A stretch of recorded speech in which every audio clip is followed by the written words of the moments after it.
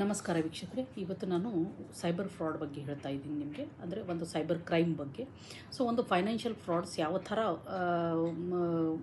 ಆಗುತ್ತೆ, ಒಂದು ಮೊಬೈಲ್ನ ಬಳಸ್ಕೊಂಡಿರ್ಬೋದು, ಒಂದು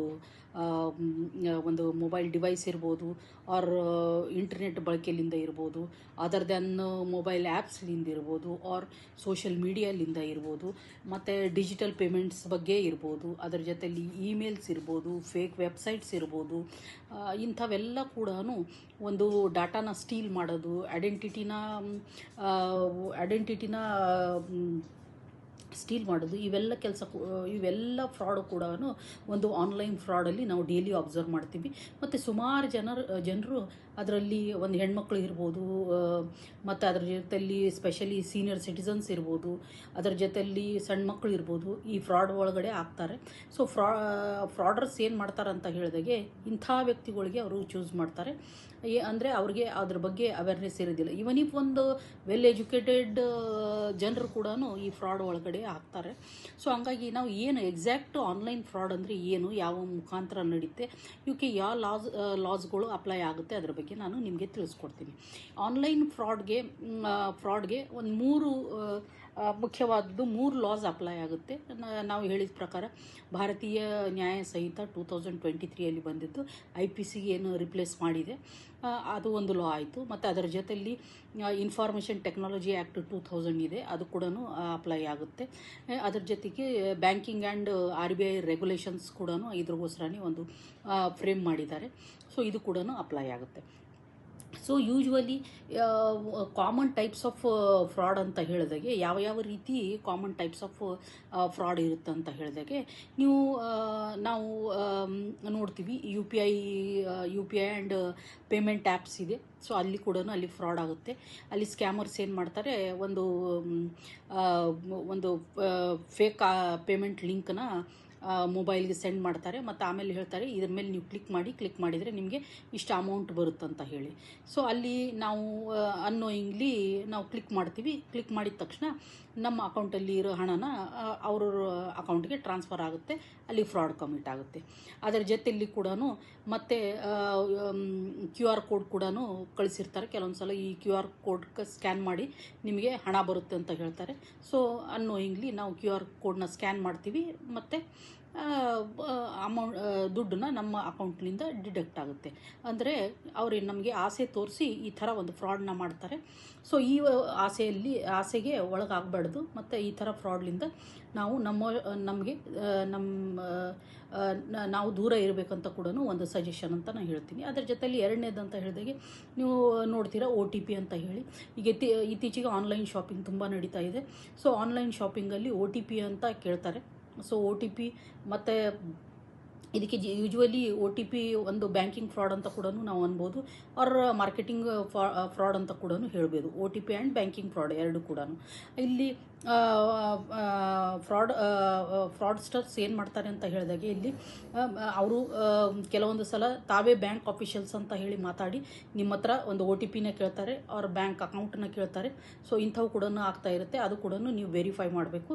ಅದರ ಜೊತೆಯಲ್ಲಿ ಕೆಲವೊಂದು ಸಲ ನಾವು RBI ಆಫೀಸರ್ಸ್ ಇದ್ದೀವಿ, ಅದಂತ ಕೂಡ ನಾವು RBI ಆಫೀಸರ್ಸ್ ಇವಿ, ನಿಮ್ಮ ಅಕೌಂಟ್ ಡೀಟೇಲ್ಸ್ನ ಕೊಡಿ, ನಿಮ್ಮ ಅಕೌಂಟ್ ನಂಬರ್ನ ಕೊಡಿ, ನಿಮ್ಮ OTPನ ಕೊಡಿ ಅಂತ ಹೇಳಿ ಅವರು ಆ್ಯಕ್ಟ್ ಮಾಡಿ ನಿಮ್ಮ ಹತ್ರ ಅಲ್ಲಿಂದ ಆ ಇನ್ಫಾರ್ಮೇಷನ್ನ ಎಕ್ಸ್ಟ್ರಾಕ್ಟ್ ಮಾಡ್ತಾರೆ. ಅದು ಕೂಡ ನೀವು ವೆರಿಫೈ ಮಾಡಬೇಕು. ಅದರ ಜೊತೆಯಲ್ಲಿ KYC ಕೂಡ KYC ಇನ್ಫಾರ್ಮೇಷನ್ ಅಂತ ಹೇಳಿದಾಗೆ ನಿಮ್ಮದು ಪ್ಯಾನ್ ಕಾರ್ಡ್ ನಂಬರ್ ಇರ್ಬೋದು, ಆಧಾರ್ ಕಾರ್ಡ್ ನಂಬರ್ ಇರ್ಬೋದು, ಇವೆಲ್ಲ ಕೂಡ ಅದರ ಮುಖಾಂತರ ಕೇಳ್ತಾರೆ. ಸೊ ಅದು ಕೂಡ ನೀವು ವೆರಿಫೈ ಮಾಡಬೇಕು, whether this person is a proper person or not ಅಂತ ಹೇಳಿ. ಅದರ ಜೊತೆಯಲ್ಲಿ ನೀವು ಒಂದು ಕಸ್ಟಮರ್ ಕೇರ್ ಏಜೆಂಟ್ ಇದ್ದೀನಿ ಅಂತ ಕೂಡ ಕಾಲ್ ಮಾಡ್ತಾರೆ. ಇದು ಕೂಡ ನೀವು ವೆರಿಫೈ ಮಾಡಬೇಕು. ಕನ್ಸರ್ನ್ ಬ್ಯಾಂಕ್ಗೆ ಫೋನ್ ಮಾಡಿ, ಅವ್ರು ಇಲ್ಲ ಅಂತ ಹೇಳಿದಾಗೆ ಅವ್ರು ಹೇಳಿದ ಇನ್ಫಾರ್ಮೇಷನ್ನ ನೀವು ಯಾವುದೇ ರೀತಿ ಕೂಡ ಅವ್ರಿಗೆ ಕೊಡಕೂಡದು.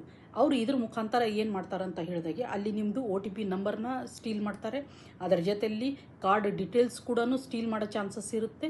ನಿಮಗೆ ಡೆಬಿಟ್ ಕಾರ್ಡ್ ಇರ್ಬೋದು, ಕ್ರೆಡಿಟ್ ಕಾರ್ಡ್ ಇರ್ಬೋದು, ಅದರದ್ದು ಫೋಟೋ ಹಾಕ್ರಿ, ಪ್ಯಾನ್ ಕಾರ್ಡ್ ಫೋಟೋ ಹಾಕ್ರಿ.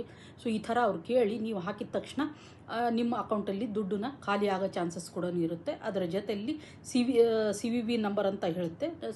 ಯೂಶ್ವಲಿ ಡೆಬಿಟ್ ಕಾರ್ಡ್ಗೆ, ಕ್ರೆಡಿಟ್ ಕಾರ್ಡ್ಗೆ CVV ನಂಬರ್ ಅಂತ ಇರುತ್ತೆ ಆ ಕಾರ್ಡ್ ಮೇಲೆ. ಅದು ಕೂಡ ಸ್ಟೀಲ್ ಮಾಡೋಂಥ ಚಾನ್ಸಸ್ ಕೂಡ ಇರುತ್ತೆ. ಈ ಫೈನಾನ್ಷಿಯಲ್ ಫ್ರಾಡ್ ಅದರಲ್ಲಿ ಮತ್ತು ಇತ್ತೀಚೆಗೆ ನೋಡ್ತಾ ಇರೋದು ತುಂಬ ಫೇಮಸ್ ಅಂತ ಹೇಳಿದಾಗೆ ಫೇಕ್ ಶಾಪಿಂಗ್ ವೆಬ್ಸೈಟ್ಗಳು ಕೂಡ ಬಂದಿವೆ. ಯಾವ ಥರ ಅಂತ ಹೇಳಿದಾಗೆ ತುಂಬ ಚೀಪಾಗಿ ತುಂಬ ಸ್ಟ್ಯಾಂಡರ್ಡ್ ಮಟೀರಿಯಲ್ ಅಲ್ಲಿ ತೋರಿಸ್ತಾರೆ, ಬಟ್ ರೇಟ್ ತುಂಬ ಕಡಿಮೆ ಇಡ್ತಾರೆ. ಅಂದರೆ ಯಾವುದೇ ಒಂದು ಕಪ್ಪು ಸಾಸರಿ ಇರ್ಬೋದು, ಸೊ ಅದು ವರ್ತ್ 5000 ಅಂತ ಹೇಳಿ ಒಂದು ರೇಟ್ ಹಾಕಿರ್ತಾರೆ ಅದ್ರ ಪಕ್ಕಕ್ಕೆ. ಬಟ್ ರೈಟ್ ನಾವು 80% ಡಿಸ್ಕೌಂಟ್ ಅಂತ ಹೇಳಿ ಒಂದು 300 ಅಂತ ಹಾಕಿರ್ತಾರೆ. ಸೊ ನಾವು ಆ ಕಪ್ಪು ಸಾಸರ್ಗೆ ನಾವು 5000 ನಮಗೆ ಬರೀ 300 ರೂಪಾಯಿಗೆ ಸಿಗ್ತಾ ಇದೆ ಅಂತ ಹೇಳಿ ನಾವೇನು ಮಾಡ್ತೀವಿ, ಫೇಕ್ ವೆಬ್ಸೈಟ್ಲಿಂದ ನಾವು ಒಂದು ಆರ್ಡರ್ ಪ್ಲೇಸ್ ಮಾಡ್ತೀವಿ. ಆರ್ಡರ್ ಪ್ಲೇಸ್ ಮಾಡಿ 300 ರೂಪೀಸ್ ನಾವು ಅವರ ಅಕೌಂಟಿಗೆ ಹಾಕಿದ ತಕ್ಷಣ ಆ ವೆಬ್ಸೈಟ್ ಗಾಯಬಾಗುತ್ತೆ. ಅಂದರೆ ಫ್ರಾಡರ್ಸ್ ಆ ವೆಬ್ಸೈಟ್ನ ತೆಗೆದುಬಿಡ್ತಾರೆ. ಅಂಥ ಫ್ರಾಡ್ಗಳು ಸುಮಾರು ಫ್ರಾಡ್ಸ್ನ ಅಲ್ಲಿ ಮಾಡ್ತಾರೆ. ಅದಕ್ಕೆ ನಾವು ಫೇಕ್ ಶಾಪಿಂಗ್ ವೆಬ್ಸೈಟ್ಸ್ ಅಂತ ಕೂಡ ಹೇಳ್ತೀವಿ. ಅಂದರೆ ಅವ್ರ ಪಿಕ್ಚರ್ಸ್ನ ಹಾಕಿ ಜನರಿಗೆ ಹುಚ್ಚು ಮಾಡ್ತಾರೆ. ಅಕೌಂಟಲ್ಲಿ ದುಡ್ಡು ಬಂದ ತಕ್ಷಣ ಆ ವೆಬ್ಸೈಟ್ನ ತೆಗೆದುಬಿಡ್ತಾರೆ ಸೈಟ್ ಮೇಲಿಂದ. ಸೊ ಹಂಗಾಗಿ ನೀವು ಯಾವುದೇ ರೀತಿ ಆಮಿಷಗೆ ಹೋಗಬಾರ್ದು. ಫ್ರಾಡ್ ಆಲ್ಸೋ ಎಂತ ಹೇಳ್ತಾರೆ, ಆ ಸೆಲ್ಲರ್ಸ್ ಕೂಡ ಫ್ರಾಡರ್ಸ್ ಅಂತ ಹೇಳ್ಬೋದು. ಅಲ್ಲಿ ಒರಿಜಿನಲ್ ಸೆಲ್ಲರ್ಸ್ದು ಡೀಟೇಲ್ ಯಾವುದು ಕೂಡ ಅವ್ರು ಕೊಟ್ಟಿರೋದಿಲ್ಲ. ಓನ್ಲಿ ಫೇಕ್ ವೆಬ್ಸೈಟ್ಲಿಂದ ನಿಮಗೆ ಚೀಟ್ ಮಾಡಿರ್ತಾರೆ. ಸೊ ಮತ್ತು ಇನ್ವೆಸ್ಟ್ಮೆಂಟ್ ಬಗ್ಗೆ ನಿಮಗೆ ಸುಮಾರು ಫೋನ್ ಕಾಲ್ಸ್ ಬರುತ್ತೆ. ಇಲ್ಲಿ ಇಷ್ಟು ಇನ್ವೆಸ್ಟ್ ಮಾಡಿದರೆ ನಿಮಗೆ ಡಬಲ್ ಆಫ್ ದಿ ಪೇಮೆಂಟ್ ಬರುತ್ತೆ, ಆರ್ ಇಂಟ್ರೆಸ್ಟ್ ರೇಟು 18% ಅಂತ ಕೊಡ್ತೀವಿ, 20% ಅಂತ ಕೊಡ್ತೀವಿ, ಇಲ್ಲಿ ಇನ್ವೆಸ್ಟ್ ಮಾಡಿ, ಇಲ್ಲಿ ಟ್ರೇಡಿಂಗ್ ಮಾಡಿ ಅಂತ ಡೈಲಿ ನಾವು ನೋಡ್ತೀವಿ. ಇಂಥ ಕಾಲ್ಸ್ಗಳು ಬರ್ತಾ ಇರ್ತವೆ. ನಾವು 18% ಇಂಟ್ರೆಸ್ಟು, 20% ಇಂಟ್ರೆಸ್ಟು, ಅವ್ರು 1-2 ವರ್ಷದಲ್ಲಿ ಡಬಲ್ ಹಣ ಕೊಡ್ತೀವಿ, ಈ ಥರ ಒಂದು ಆಮಿಷನ ತೋರಿಸಿ ದುಡ್ಡನ್ನ ಇನ್ವೆಸ್ಟ್ ಮಾಡಿಸಿ ಅವ್ರು ಆಮೇಲೆ ಏನು ಮಾಡ್ತಾರೆ, ಅವರು ಸ್ಕ್ಯಾಮರ್ಸು ನಿಮಗೆ ಒಂದು ಪ್ರಾಮಿಸ್ ಮಾಡ್ತಾರೆ, ಗ್ಯಾರಂಟಿ ಕೊಡ್ತಾರೆ ಅದರ ಬಗ್ಗೆ. ಮತ್ತು ಕ್ರಿಪ್ಟೋ ಪ್ರಾಫಿಟ್ಸ್ ಅಂತ ಏನು ನಡೀತಾ ಇದೆ ನೀವು ನೋಡ್ತೀರಾ, ಶೇರ್ ಮಾರ್ಕೆಟ್ದು ಇರ್ಬೋದು, ಸ್ಟಾಕ್ ಮಾರ್ಕೆಟ್ ಇರ್ಬೋದು, ಫೇಕ್ ಟ್ರೇಡಿಂಗ್ ಇರ್ಬೋದು, ಇವೆಲ್ಲದರಲ್ಲಿ ಕೂಡ ನಿಮಗೆ ಇನ್ವಾಲ್ವ್ ಮಾಡಿಕೊಂಡು ನಿಮ್ಮ ಹಣನ ಇನ್ವೆಸ್ಟ್ ಮಾಡಿಸಿ ಆಮೇಲೆ ಆ ಫ್ರಾಡರ್ಸ್ ಏನು ಮಾಡ್ತಾರೆ, ಫ್ರಾಡ್ ಕಮಿಟ್ ಮಾಡ್ತಾರೆ. ಸೊ ಸಿಂಪಲ್ ಎಕ್ಸಾಂಪಲ್ ಅಂತ ಹೇಳಿದಾಗೆ ನಿಮ್ಗೆ ಗೊತ್ತಿದ್ದ ಪ್ರಕಾರ ಚೈನ್ ಮಾರ್ಕೆಟಿಂಗ್ ಅಂತ ಹೇಳಿ ನೀವು ನೋಡಿರ್ತೀರ. ಚೈನ್ ಮಾರ್ಕೆಟಿಂಗ್ ಒಬ್ಬರು ಪರ್ಚೇಸ್ ಮಾಡಬೇಕು, ಇನ್ನೊಬ್ಬರು ಮೆಂಬರ್ ಮಾಡಬೇಕು, ಈ ಥರ ಸುಮಾರು ಥಿಂಗ್ಸ್ ಮಾರ್ಕೆಟಲ್ಲಿ ನಡೀತಾ ಇರುತ್ತೆ. ಅದರ ಜೊತೆಗೆ ನಾವು ಇನ್ನೊಂದು ಕಾನ್ಸೆಪ್ಟ್ ಅಂತ ಕೂಡ ಹೇಳ್ತೀವಿ, ಪಿರಮಿಡ್ ಸ್ಕ್ಯಾಮ್ ಅಂತ ಹೇಳ್ತೀವಿ. ಆ ಪಿರಮಿಡ್ ಸ್ಕ್ಯಾಮ್ ಕೂಡ ಇದೇ ಥರನೇ ಜನರಿಗೆ ಮೋಸ ಮಾಡೋಂಥ ಸ್ಕ್ಯಾಮ್ಗಳು ಇವೆಲ್ಲ ಕೂಡ. ಮತ್ತು ವರ್ಕ್ ಫ್ರಮ್ ಹೋಮ್ ಇರ್ಬೋದು, ಜಾಬ್ ರಿಲೇಟೆಡ್ ಇರ್ಬೋದು, ವಿಕ್ಟಿಮ್ಸ್ಗೆ ಏನು ಮಾಡ್ತಾರೆ, ಒಂದು ರಿಜಿಸ್ಟ್ರೇಷನ್ ಫೀಸ್ನ ನೀವು ಹಾಕಿ ಆಮೇಲೆ ನಾವು ನಿಮಗೆ ಜಾಬ್ನ ನಾವು ಹಚ್ಕೊಡ್ತೀವಿ. ಯೂಶ್ವಲಿ ಬೆಂಗಳೂರು ಅಂತಲ್ಲಿ, ಬಾಂಬೆ ಅಂತಲ್ಲಿ, ದೆಹಲಿ ಅಂತಲ್ಲಿ ಇವೆಲ್ಲ ಫ್ರಾಡ್ಸ್ಗಳು ತುಂಬ ನಡೀತಾ ಇದ್ದಾವೆ. ಯಾಕಂತ ಹೇಳಿದಾಗೆ ಅನ್ಎಂಪ್ಲಾಯ್ಮೆಂಟ್ ಇದೆ. ಆ ಮಕ್ಕಳಿಗೆ ಅನಿಸುತ್ತೆ, ಅವ್ರ ಕೆಲಸ ಸಿಗೋರಿಗೆ ಏನು ಅನಿಸುತ್ತೆ, ಅಯ್ಯೋ ನಾವು ಇಷ್ಟು ದುಡ್ಡು ಕೊಟ್ಟರೆ ನಮಗೆ ಕೆಲಸ ಇಷ್ಟು ಕೊಡ್ತಾರೆ, ಆಮೇಲೆ ಸ್ಯಾಲ್ರಿದೊಂದು 40% ಕೊಡಿ, 60% ಕೊಡಿ ಅಂತ ಕೂಡ ಇದೇ ಅಗ್ರಿಮೆಂಟ್ ಮೇಲೆ ಕೂಡ ಒಂದು ಚೀಟ್ ಮಾಡೋಂಥ ವ್ಯವಸ್ಥೆ, ಸ್ಕ್ಯಾಮ್ಗಳು ಕೂಡ ತುಂಬ ನಡೀತಾ ಇದೆ. ಸೊ ಅದಕ್ಕೆ ನಾವು job and work from home ಸ್ಕ್ಯಾಮ್ಗಳು ಅಂತ ಕೂಡ ನಾವು ಕರಿತೀವಿ. ಅದರ ಜೊತೆಯಲ್ಲಿ ತುಂಬ ಇಂಪಾರ್ಟೆಂಟ್ ಅಂತ ಹೇಳಿದಾಗೆ romance and social media fraud ಅಂತ ಹೇಳ್ಬೋದು. ಅಂಥ ವೆಬ್ಸೈಟ್ಗಳು ಕೂಡ ಬಂದಿವೆ. ಅಂದರೆ ಒಂದು ಶಾಪಿಂಗ್ ಮಾಡೋಕ್ಕೆ ಯಾರಾದರೂ ಜೊತೆಯಲ್ಲಿ ಬೇಕಾದರೆ ಅಂಥಲ್ಲಿ ಕೂಡ ಒಂದು ಹುಡುಗ ಒಂದು ಹುಡುಗಿ ಅವೈಲೇಬಲ್ ಇರ್ತಾರೆ, ಪರ್ ಅವರ್ ಅಂತ ಹೇಳಿ ಚಾರ್ಜ್ ಮಾಡ್ತಾರೆ.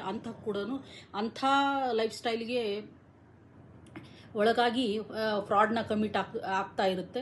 ಸೊ ಸುಮಾರು ಕೇಸಸ್ಗಳು ನೋಡಿದ್ದೀವಿ. ಡೇಟಿಂಗ್ ಆ್ಯಪ್ಗಳು ಕೂಡ ಅದು ಕೂಡ ಒಂಥರ ಫ್ರಾಡ್ ಇದ್ದಂಗೆ, ಆ ಫ್ರಾಡ್ ಆನ್ಲೈನ್ ಫ್ರಾಡೇ ಅದು ಕೂಡ. ಸೊ ಈ ಡೇಟಿಂಗ್ ಆ್ಯಪಲ್ಲಿ ಕೂಡ ಅವ್ರು ಚಾರ್ಜ್ ಮಾಡ್ತಾರೆ. ಆ ಚಾರ್ಜ್ ಮೇಲೆ ಕೆಲವೊಂದು ಸಲ ಸೆಕ್ಷುವಲ್ ಅಸಾಲ್ಟ್ ಅಂತ ಹೇಳಿ ಕೂಡ ಒಂದು ಕ್ರಿಮಿನಲ್ ಕೇಸ್ ಕೂಡ ಫೈಲ್ ಮಾಡ್ತಾರೆ. ಇಂಥವೆಲ್ಲ ಏನು ಆನ್ಲೈನ್ ಫ್ರಾಡ್ಸ್ಗಳು ಏನು ಬಂದಿವೆ, ಅದರಲ್ಲಿಂದ ನಾವು ತುಂಬ ಪ್ರಿಕಾಷನ್ ಆಗಿ ಮತ್ತು ಕೇರ್ಫುಲ್ಲಾಗಿ ನಾವು ಮೊಬೈಲ್ನ ಆಪ್ರೇಟ್ ಮಾಡಬೇಕು. ಮತ್ತು ನಾವು ಯಾವ ಆ್ಯಪ್ಸ್ಗಳು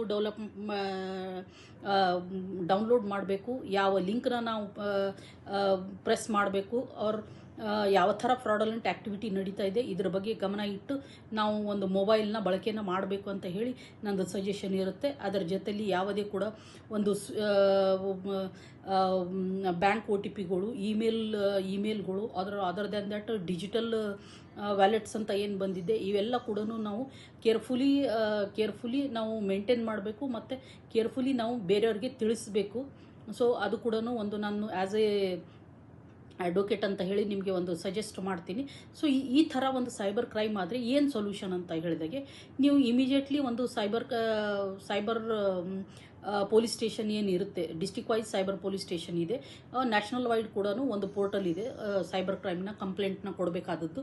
ಸೊ ಅಂಥ ನ್ಯಾಷನಲ್ ವೈಡ್ ಸೈಬರ್ ಹೆಲ್ಪ್ಲೈನ್ ಸೆಂಟರ್ಗೆ ನೀವು ಕಾಲ್ ಮಾಡ್ಬೋದು.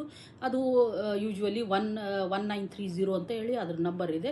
ಅದರ ಜೊತೆಲಿ ನೀವು concern district cyber police station ಏನಿದೆ ಆ ಕನ್ಸರ್ನ್ ಡಿಸ್ಟಿಕ್ ಸೈಬರ್ ಪೊಲೀಸ್ ಸ್ಟೇಷನ್ಗೆ ನೀವು ಕಂಪ್ಲೇಂಟ್ ಕೂಡ ಕೊಡ್ಬೋದು. ಆ ಕಂಪ್ಲೇಂಟ್ ಕೊಡ್ತಾ ಇದ್ದಾಗೆ ನೀವು ಏನು ಫ್ರಾಡ್ ಆಗಿದೆ ಅಂತ ಹೇಳಿ ನೀವು ಅವ್ರಿಗೆ ತಿಳಿಸ್ಬೇಕು. ಯಾವ ರೀತಿ ಫ್ರಾಡ್ ಆಗಿದೆ, ನಿಮ್ಮದೇನು ಅಕೌಂಟ್ ಫ್ರೀಸ್ ಆಗಿದೆಯಾ, ಏನು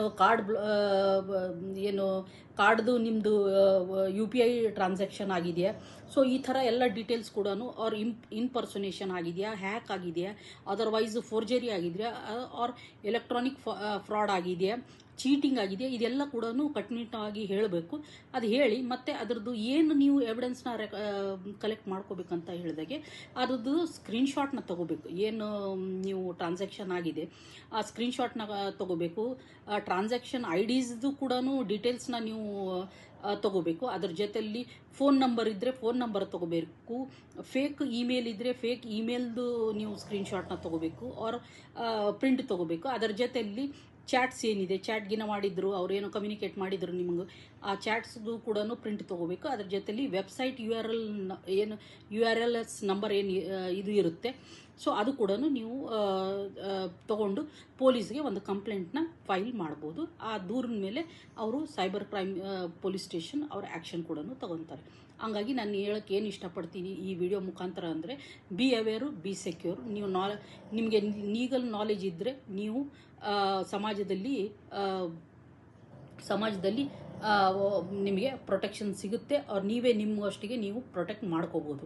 ಹಂಗಾಗಿ ನಾನು ಹೇಳೋದು ಏನು ಇಷ್ಟಪಡ್ತೀನಿ ಅಂತ ಹೇಳಿದಾಗೆ legal knowledge is must and awareness is very needed to every person ಅಂತ ಹೇಳಿ.